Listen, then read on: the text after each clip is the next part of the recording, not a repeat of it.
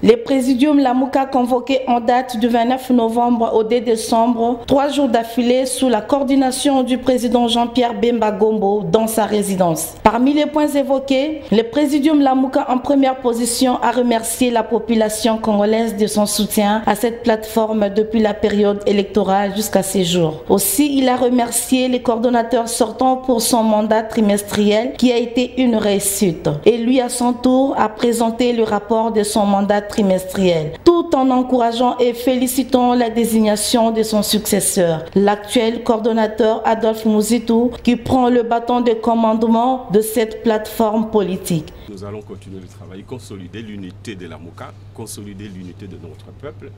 Comme vous le savez, le pays est divisé. C'est la cacophonie au plus haut sommet de l'État. Il n'y a pas de cohésion, il n'y a pas d'entente. C'est la rivalité, alors que le pays brille à l'est de la République, comme vient de le dire. Nous pensons qu'il faut que tout le monde comprenne que le pays a besoin de cohésion, besoin d'unité. Nous allons y travailler. Vous connaissez bien la vocation de Lamouka, à savoir défendre la Constitution, mobiliser le peuple pour une alternance démocratique reflétant la vérité des urnes. Vous savez aussi que Lamouka, c'est la défense d'une bonne gouvernance, la lutte contre les antivaleurs. Nous allons y travailler cette fois-là un peu plus sur le terrain.